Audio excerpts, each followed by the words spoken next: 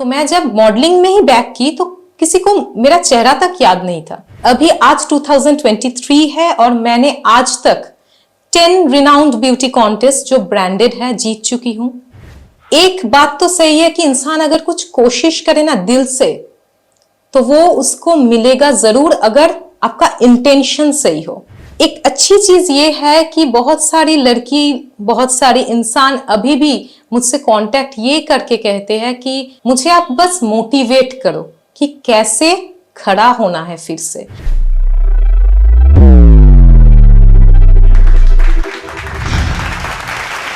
मैं अनुक्ता घोषाल, प्रोफेशनली मैं एक model, television anchor, All India Radio के radio presenter and motivational speaker हूँ। इसके अलावा मुझे पोएट्री लिखना बहुत पसंद है।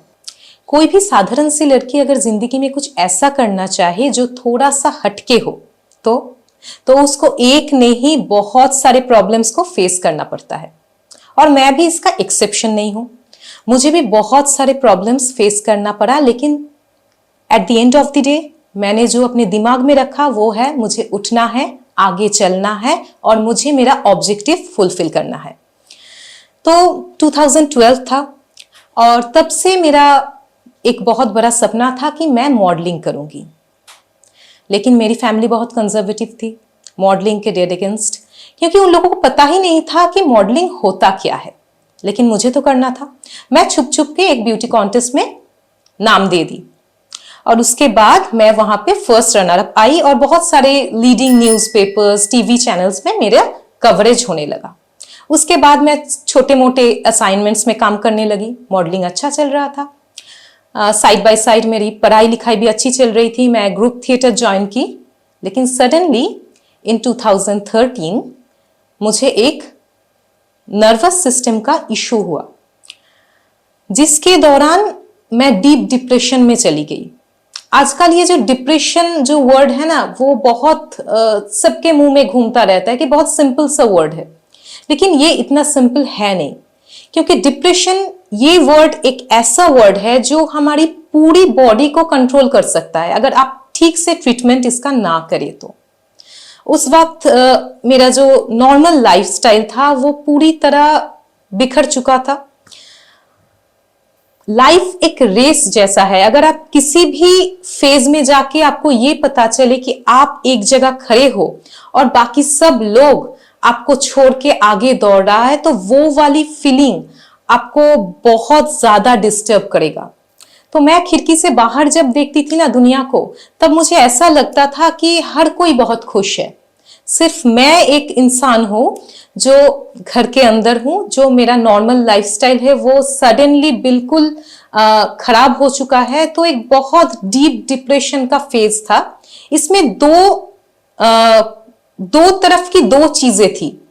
एक थी मेरी जो अंदर की जो बीमारी थी, जो मेरा नर्वस सिस्टम का प्रॉब्लम था, उसके साथ साथ जो ऐसा एक प्रॉब्लम था कि जो मेरी तबीयत खराब होने की वजह से मैं डीप डिप्रेशन में गई, क्योंकि मैं रिकवर नहीं कर पा रही थी। ये 2013 था। तो 1.5 साल तक मेरी जिंदगी बिल्कुल एक जगह खड़ी थी और आसपास के हर लोग, पूरी दुनिया दौड़ रही थी। सब मुझे भूल चुके थे। जहां पे मैं मॉडलिंग करती थी वो लोग भी मुझे भूल चुके थे, और जो मेरे आसपास जो सब लोग खुश थे वो लोग भी मुझे भूल चुके थे ऑलमोस्ट। और कुछ सारे लोग, जब ऐसा कुछ होगा जिंदगी में जो बहुत अनफॉर्चुनेट है, तब बहुत सारे लोग आपको ये नहीं बोलेंगे, मोटिवेट करेंगे उठ जाओ। अभी आपको ये दिमाग में रखना है कि लोग आपको मोटिवेट करने से ज्यादा आपको डीमोटिवेट ही करेंगे, लेकिन वो जो डीमोटिवेट कर रहे हैं उसी वर्ड्स को आपको पकड़ना है और आपको उसको पकड़ के खुद को मोटिवेट करना है। ये बहुत बड़ी चीज है। तो कुछ लोगों ने मुझे कहा कि ये काउंसलिंग कराती है, साइकियाट्रिस्ट दिखाती है, तो ये पागल है। कुछ लोग कहा कि ये हैंडीकैप्ड है, कुछ लोग कहा कि इसको पता नहीं कौन सा डिजीज है। यार हम लोगों को तो पता ही नहीं है कौन सा डिजीज है। कुछ लोगों ने कहा कि पूरा बर्डन, मतलब पेरेंट्स के ऊपर पूरा बर्डन है, इसको क्या होगा जिंदगी में, इसको कुछ भी नहीं होगा। तो सब कुछ मैंने सुना, खराब तो जरूर लगा होगा। मैं वहां पे वो जो बातें हो रही थी ना, वो बातें सही नहीं हो रही थी। तो मेरे दिमाग में वो था कि वो लोग गलत बोल रहे हैं, मुझे ये प्रूफ करना है कि वो लोग गलत बोल रहे हैं। तो मैं कोशिश करना स्टार्ट की। हर सुबह मैं उठती थी और कोशिश करती थी कि मैं अपने नॉर्मल लाइफस्टाइल में वापस आऊं, लेकिन हर दिन मैं फेलियर हो जाती थी, मैं फेल होती रहती थी। लेकिन फिर भी एक ग्लास में अगर आप पानी पी रहे हो ना, तो ग्लास जब ब्लैंक हो जाएगा पूरा, तो उसके बाद आपको क्या करना है, पानी फिर से उसमें रिफिल करना है। तो मैं हर सुबह उठती थी और एक खाली ग्लास में रिफिल करती थी पानी, क्योंकि मुझे ऐसा लगता था कि मैं अपने अंदर एनर्जी रिफिल कर रही हूं। तो ऐसा दिन जा रहा था। 2015 में मेरी कोशिश अल्टीमेटली रंग लाई और मैं अपनी नॉर्मल लाइफ में फिर से लौट आई। इसके बाद मैं सोची कि हाँ, मैं तो एकदम नॉर्मल हो चुकी हूँ। अभी मेरी बीमारी जो मैं सफर कर रही थी जिससे, वो भी काफी हद तक ठीक है। मैं अभी मेंटली एंड फिजिकली जो जो प्रॉब्लम्स था, मैं सब कुछ उसको पीछे छोड़ के आगे आ गई हूँ। बहुत बड़ा बैटल था, लेकिन हाँ, अभी वो जो लड़ाई वो खत्म नहीं हुई थी, वो स्टार्ट हुआ था। क्योंकि जब मैं बाहर निकलने लगी तो मेरे जो नेबर्स है, आसपास के लोग हैं, वो लोग कहने लगे कि ये तो काउंसलिंग कराती थी, इसका नर्वस सिस्टम में कुछ प्रॉब्लम था, ये पूरी तरह पागल है, इसके साथ हम अपने बच्चों को मतलब बात करने नहीं देंगे, इसको इनविटेशन नहीं करेंगे घर में। कोई अगर आपका कोई प्रोग्राम है, कुछ गैदरिंग हो रहा है, तो उसमें मुझे इनवाइट नहीं किया जाता था, क्योंकि उन लोगों को पता ही नहीं था कि नर्वस सिस्टम का प्रॉब्लम क्या होता है, नर्व में जो प्रॉब्लम आपको आ सकता है, आपका डिप्रेशन क्या होता है, क्लियरली कुछ व्यू ही नहीं है। तो खराब लगा, बहुत ज्यादा खराब लगा। तो मैं सोची कि मैं जो मैं पीछे छोड़ के आई, मैं फिर से वो स्टार्ट करूंगी। मैंने पढ़ाई स्टार्ट किया। कॉलेज में मैं अभी भी मुझे याद है अपना पूरा कॉलेज जब मैं कंप्लीट की, तो मेरा रैंक आया था कॉलेज में। उसके बाद मैंने अपना PGDHR कंप्लीट किया, मैंने अपना MBA कंप्लीट किया विद डुअल स्पेशलाइजेशन। और मुझे बिग 4 में, मतलब हमारे वर्ल्ड में जो 4 बेस्ट ऑडिट फर्म्स है, उसमें से एक में मुझे नौकरी करने का मौका मिला। साइड बाय साइड मैंने एंकरिंग करना स्टार्ट की टेलीविजन में। मैं फिर से ब्यूटी पेजेंट्स में जाने लगी। और एक बात तो सही है कि इंसान अगर कुछ कोशिश करे ना दिल से, तो वो उसको मिलेगा जरूर, अगर आपका इंटेंशन सही हो। उसके लिए कुछ भी नहीं लगता है, पैसा नहीं लगता है और कुछ भी नहीं लगता है, सिर्फ आपका इंटेंशन सही होना चाहिए। तो अभी आज 2023 है और मैंने आज तक 10 रिनाउंड ब्यूटी कॉन्टेस्ट जो ब्रांडेड है जीत चुकी हूं। इसके साइड बाय साइड मैंने बहुत सारे टेलीविजन कमर्शियल्स, जो टीवी में एडवर्टाइजमेंट्स आते हैं, बहुत सारे ब्रांड्स को प्रमोट किया, बहुत सारे एडवर्टाइजमेंट्स में काम की, बहुत सारे प्रोफेशनल जो प्रोजेक्ट्स होते हैं उसमें काम किया, वेब सीरीज में काम किया है। 2019 में मैंने ऑल इंडिया रेडियो ज्वाइन किया कि इंडिया के हर कोने कोने में मेरा वॉइस सुनाई देता है। तो इससे ज्यादा इंसान क्या चाहता है, इससे ज्यादा इंसान को क्या चाहिए? अगर आप किसी चीज को दिल से चाहो, वो आपको मिले, और इतने सारे हर्डल्स को ओवरकम करने के बाद मिले।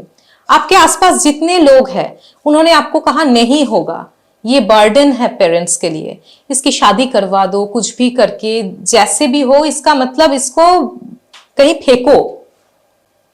लेकिन आपको अपना इंटेंशन स्ट्रांग रखना चाहिए कि हाँ, मैं कुछ हूं, मेरा एग्जिस्टेंस है, अभी मैं ऐसी नहीं हूं कि आप लोग मुझे ऐसे ही भूल जाओ। कभी अपनी जिंदगी को ऐसा मत बनाना कि कोई आराम से आपको भूल सके। कुछ जिंदगी में ऐसा करो कि इंसान को हमेशा आप याद रहो, याद रहना जैसा कुछ करो। जब मैं अपना वो डिप्रेशन के फेज को ओवरकम करके, अपना जो नर्वस सिस्टम में जो प्रॉब्लम था, वो तो इंसान के अंदर की बीमारी है, वो कोई एकदम जड़ से उखाड़ नहीं सकता। लेकिन हाँ, मैं बाहर से स्ट्रांग रहती हूं कि बीमारी किसी को भी हो सकता है, कुछ भी हो सकता है, लेकिन आपको स्ट्रांग रहना है। जिंदगी में बहुत सारे, कितने सारे पेशेंट्स है, कैंसर होते हैं उन लोगों को, वो फिर भी हंसते हुए अपना जिंदगी गुजारते हैं, तो मैं क्यों नहीं? तो मैं जब मॉडलिंग में ही बैक की, तो किसी को मेरा चेहरा तक याद नहीं था। जिन लोगों के साथ मैंने काम किया है, उन लोगों ने टोटली मुझे भूल गए थे वो लोग। लेकिन अपनी जगह बनाने के लिए जो टाइम लगता है, ये 10 साल, मैंने उसके पीछे ही दे दी कि मुझे अपना वो जगह बनाना है। मिसेस इंडिया में गई थी। इसके अलावा मैं ऑल इंडिया रेडियो में हूँ। बहुत सारे टेलीविजन शोज होते हैं, मोटिवेशनल प्लेटफॉर्म्स में मैं बहुत सारी जगह बात करती हूँ। इसके अलावा भी मैं थेरेपीज भी कराती हूँ, मोटिवेशनल जो स्पीच देते हैं ये भी मैं कराती हूँ। नेशनल एंड इंटरनेशनल मैगजीन्स में मेरी लाइफ स्टोरी कवर हो चुकी है, बहुत जगह, बहुत सारे प्लेटफॉर्म्स, बहुत सारे लीडिंग मीडिया हाउसेस वो कवर कर चुके हैं। शॉर्ट स्टोरीज बन चुकी है इसके ऊपर।